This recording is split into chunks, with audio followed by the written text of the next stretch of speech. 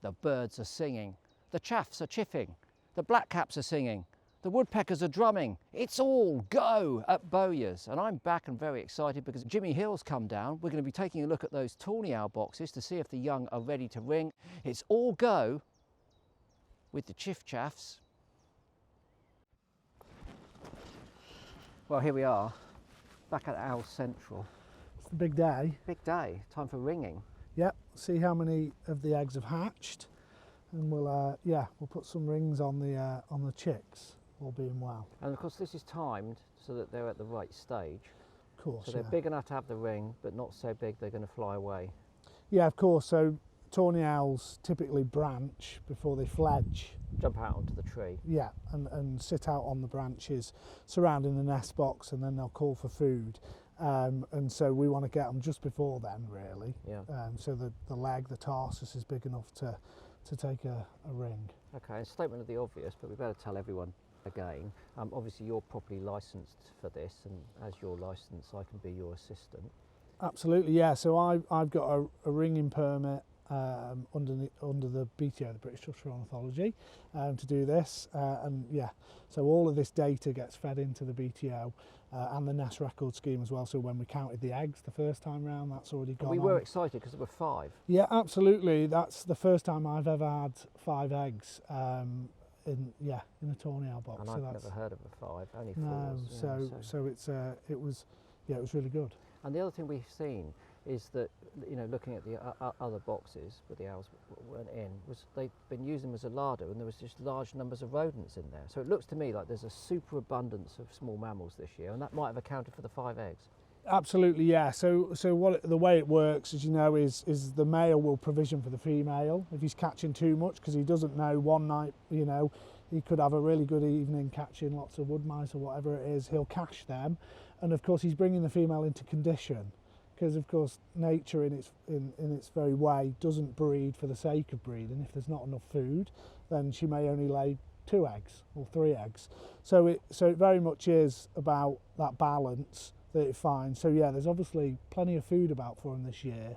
And the thing I like about tawny owls as well is, because I monitor other species like barn owls, for instance, which are a bit later in the year, is it kind of gives you that idea of how well a thing's going to go. And we know already with barn owls that I've got some pairs that have started hatching, and they're a month earlier this year. So there's obviously plenty of small mammals about for them this year, which is a positive.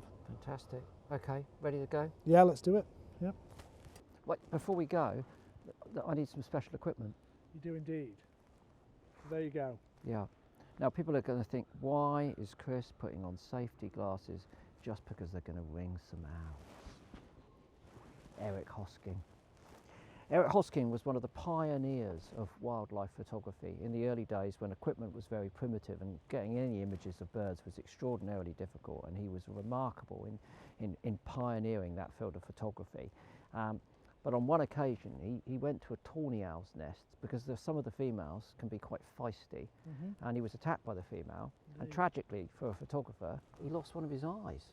He did, yes, yeah, and it's quite common in the group that the tawny owl belong to, the family, the Strix family, that they are notoriously aggressive, more so when the chicks are in my experience, when the chicks are branching, because of course they're protecting these youngsters out on the branches from any other predators, and that's ultimately what we are. So yeah, just to be safe, well, yeah. Safety glasses on. Safety glasses on. Okay, so what we're going to do, we're going to go and get the chicks out, you'll climb up, lower them down, and then we're going to bring them back here out of the way so that we can get the rings on, quick as pos, get all the data written down, pop them straight back in. Absolutely. Seamless. Seamless.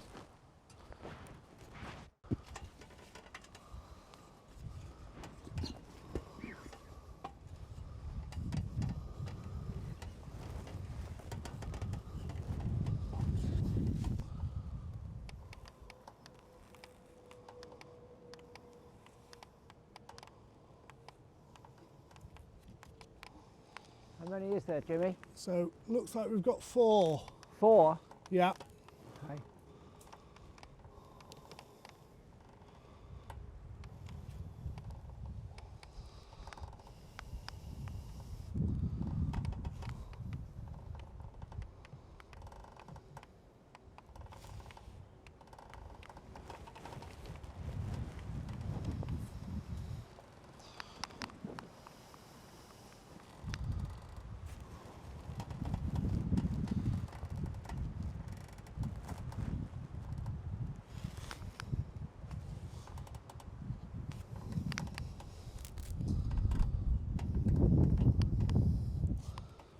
one being tricky. No, I grabbed a rat.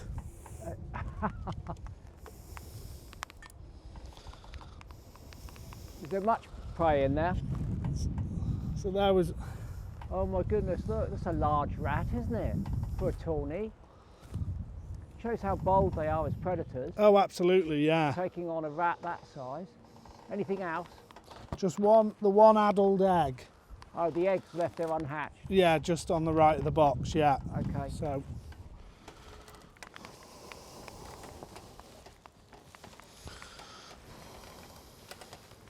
Okay, got it. Yeah. Oh goodness me, look at that, what a bundle of absolute joy. Oh, that's superb. Oh no, look, so good. Oh, fantastic. Oh my goodness me.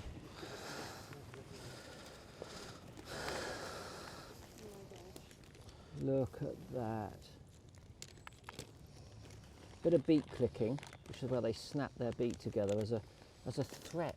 Yeah, what part of the defence mechanism, yeah. Yeah. So if I get a bag out here, we can sort of Put them on there. Yeah. Okay. There you go. I'm going to take these bins off so I don't whack the owl.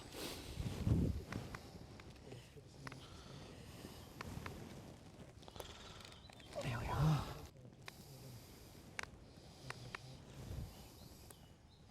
Come on, make room.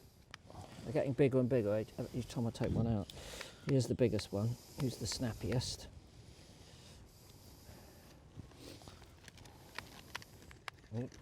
Oh my goodness me. Look at that. Yeah. So of course you can see the size difference in them obviously is based on the same as with barn owls, where the female will lay the first egg and then roughly start incubating around the first and second egg, so it's had slightly more incubation, and that's what we call asynchronous hatching. Yeah. And in barn owls, the theory, or one of the theories, is that of course the bigger chick potentially, if the food drops off, will hopefully survive ahead of the others. Yeah. But these all look really healthy. But we'll pop a ring on each one. Look at that little tail down the bottom there, though, with the colour already coming through. Which one do you want to do first? So we can start with the biggest one. These little rings, obviously, as you'll have seen before, each have a unique number on them, and we just simply place them over the leg, like so, with a couple of closers. Don't worry about the noise; that's the metal on the ring, and then we just make sure.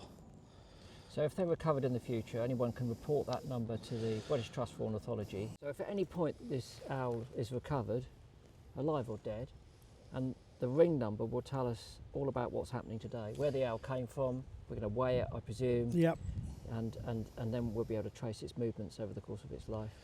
Yeah, absolutely. So tawny owls, we know from ringing records already, don't move very far. So there's every chance one of these birds could move to one of our other nest boxes and become part of the breeding population here at Bowes Wood or nearby. Or, as you say, sadly, they don't all make it. So it could be found dead somewhere on the side of a road, for instance. And yeah, that ring, there's a little address on there that people can contact the BTO. I'll input all this information onto the database, and that way we can tell where this bird has come from, should it be found. Okay. So should we weigh this one then? Yes. Right. Here you go. Guess the weight of the owl. I'm going to go.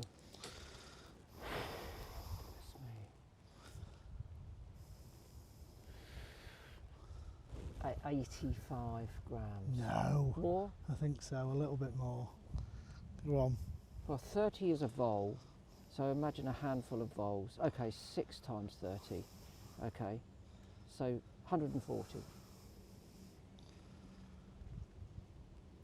So we need to take the weight of the bag off. Yeah. So if we said minus 20 grams for the bag, Yeah. 410 grams. 400, oh, it's much bigger. Yeah. Yeah.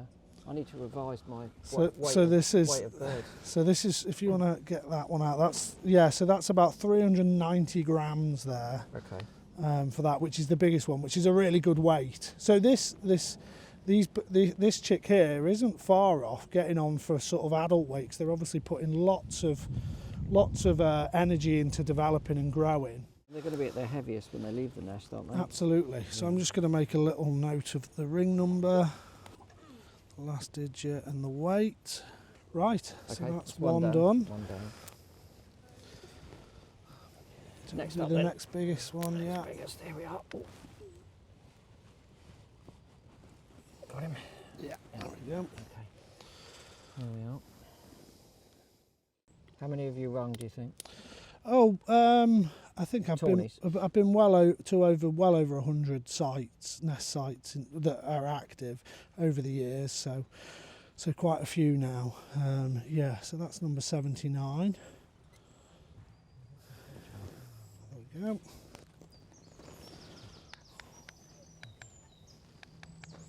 Oh, here we go.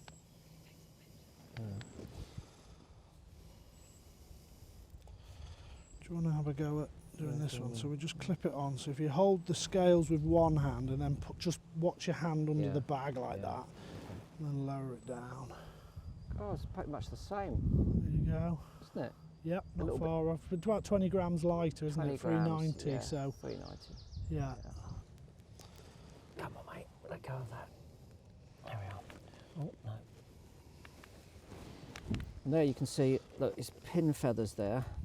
So that's what we call being in pin, and that's the waxy sheath around the outside of the feather whilst it's still growing. So at this point the base of the feather is still infused with blood, and it's being fed from the body to allow it to grow. And that waxy covering there, the pin, is preened off by the bird, and you can see at the tips of it it's sort of white because it's flaky, and they preen those off until the feather grows all the way down. By which stage the feather's fully grown. It's like dead at that point, but still rooted in the follicle at the base of the wing. In pin, they call that. Okay, there we go. No sign of the adult. No. Got to get all its mates. It's got to get the goshawk. 80. It's got to get a couple of eagles.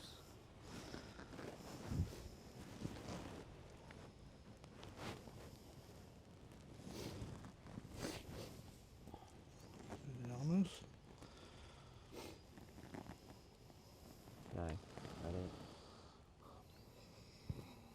What's so that's? So it's about 330, 35, something like that. Yeah. Yeah. So 330 if we said, so 310 minus the bag. And I think that's the smallest one. I think that's slightly that one looks smaller. bigger, yeah. We haven't done it exactly in growth order, have we? 310 grams.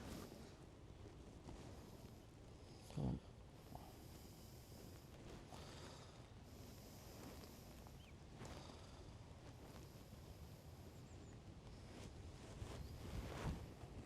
Okay, there we are. Last one.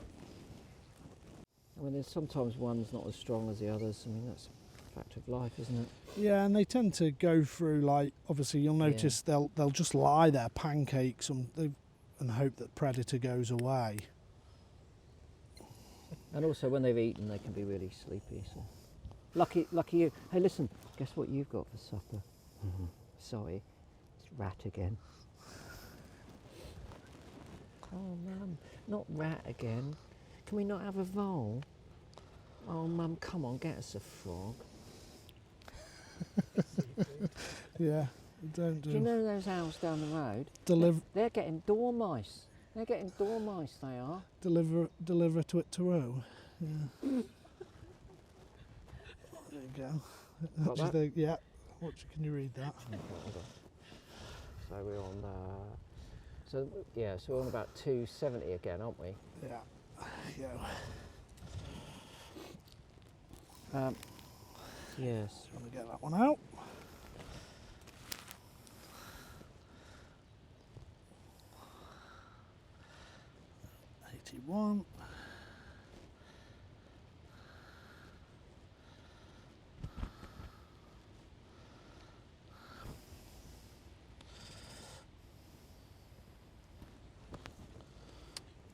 Get off my coat. Enough trouble poodles making hole in it, not owls. Right, there we go. Okay. Any more data, or is that it for these? No, that's all we need for these. Okay, all done then, Jimmy. Weighed, ringed, Yep. healthy, looking good. Yep. Okay, let's take them get 'em back for their rat supper. Lucky them. I remember the days I used to eat rats. Now I'm plant-based, I just can't get a rodent down. Just, you know. yeah, It's not like it used to it's be. the scaly tail for me. Yeah.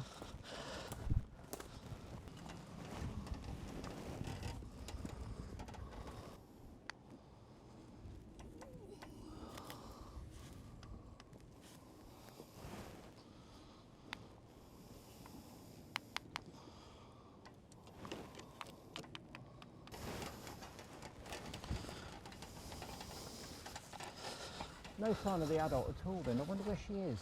She won't be far away. Do you think she would have been watching, or? Yeah, Yeah, I think she would've will. I think she'll hear that beak clicking as well, and she'll be sat nearby somewhere. Yeah. Thankfully, she's a placid one, so. Okay, let's beat a retreat then. Yeah.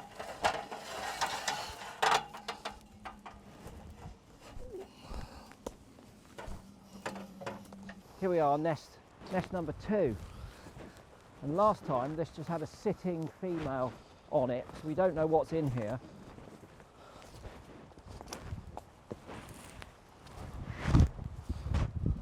But we're predicting chicks. I'm predicting 4 chicks because I'm in optimistic mood.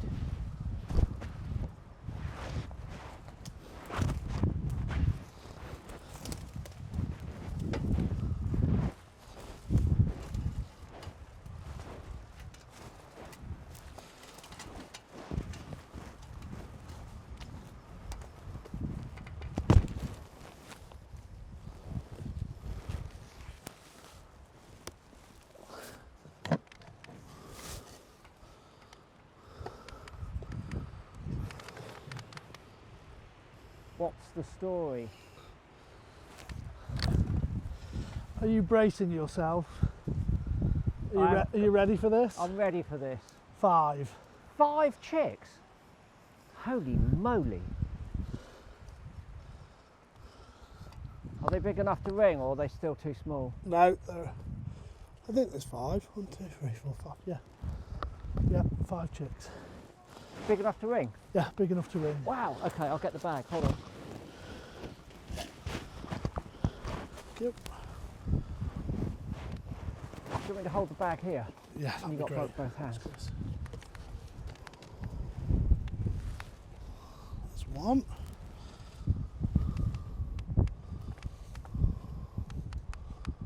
2.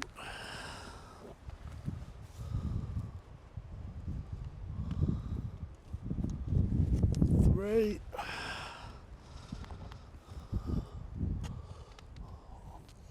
4. Any rats? There's no room for them. 5.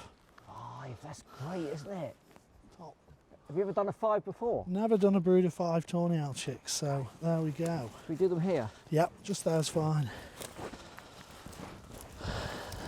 Gosh, what a bundle of chicks that is. Just get that out of the way. Right, we'll whiz through these then. Yeah. Quite quickly. Let's lose the bins. Get the first one ready. Oh my goodness me. Come on, little one. Let go.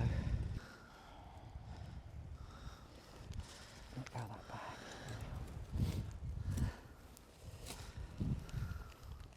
And my finger. There we are.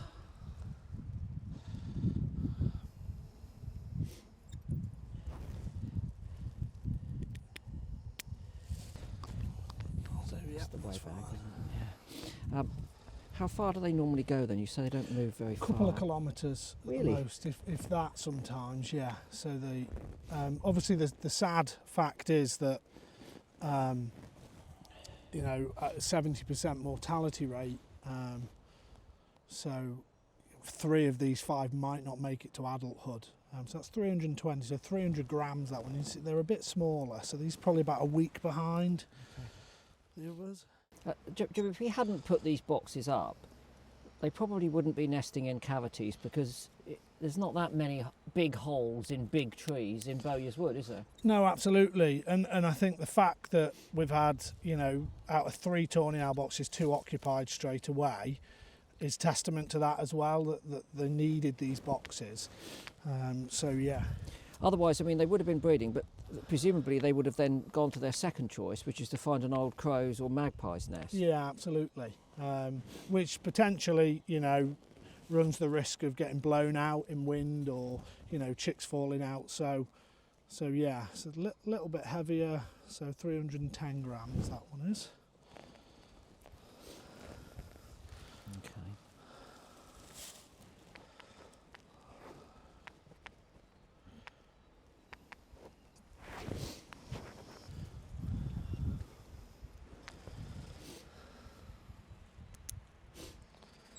And what's life expectancy? So there's obviously extremes, but I mean a tawny owl, I've had female tawny owls which I've retrapped in boxes that have been 8-10 years old, which is really good going. Yeah. With the best one I've ever come across, which wasn't a box I monitored, but a good friend of mine in the Forest of Dean, had a female that lived to be 20 years old, but she only had one eye as well. Really? So not only was it, fantastic longevity, but she was doing it with the use of just one eye, which is fantastic. So that's 360 grams. 20 years is a good age though, isn't it? A really good age, yeah. Down there. But one of the really interesting facts I like about tawny owls is this idea that they memorise their habitat. So because they're a sedentary species and they get used to the habitat they're in, they memorise it, so they know where all the trees are, and so when they're hunting in the dead of night, even though they've got fantastic vision in low light, they've got this memory, this mental map of their woodland around them, which I find fascinating. And I suppose in human terms it's a bit like us when you get up in the middle of the night and you know where your bedside table is and you know where your door is. Yeah, you can go to the kitchen in the dark and get a biscuit out of the third drawer down, right next to the microwave, and you know that the tin on the left is the digestives and the other one's the bourbons. Absolutely. Last one. Here we are. I'll tell you what, another thing we'll have to do, Jimmy. Later in the year, if the adults choose to roost in the boxes, we can collect the pellets and then break them open and analyse what they've been eating. Absolutely, yeah. Yeah, there'll be lots of pellets in the bottom of these boxes, that's for sure. Yeah. So that is, the line is 300, so that's 330 minus. Yeah, 330 minus 20. Yeah. 310 then. There's a couple of 310s, weren't there? So they're all pretty close, these. We've got the 300, 2 310s, a 320 and a 360. Wow. So yeah, they're all pretty close in. But when they're on the floor here as well, you can just see, these aren't that far off from branching. And you can just see what fantastic camouflage they are. They're losing this down as the main feathers grow from underneath. Just incredible. Lovely, aren't they? I should say that, when they do take out to the trees and do that branching exercise, sometimes they end up on the ground and people find them and they're always tempted to try and rescue them. I mean, I always think the best thing to do is to try and get them back up in that tree, because there's no doubt that the adult will be there trying to look after them somewhere. Yeah, 100%, yeah. Keeping them in the wild is far better than bringing them into captivity to go back to the wild, Okay, let's get them back. Do you want to put them back in, Chris? I'll put them back in, It's yeah. pretty straightforward. Okay, pass that to you. Pass them to you. Let go of the bag. There we are.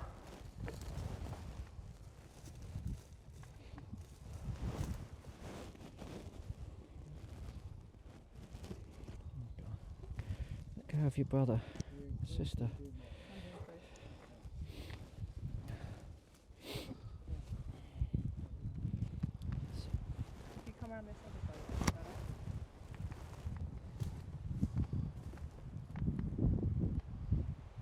Right, no one's jumping out.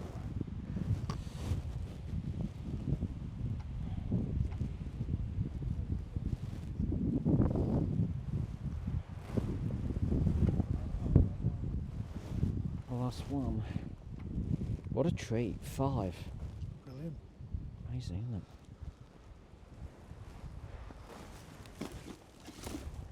They're all safely back in. Good luck, little baby owls. So good, thanks Jimmy, fantastic, Pleasure. Absolutely fantastic. What a thing, what a thing, ringing no less than 9 young tawny owls. Some people will say they were cute. I mean, some people would say they're very cute indeed. I'm one of those people. They are fantastic. Anyway, that's the owls. What about the small mammal trapping? Catch up with that next week.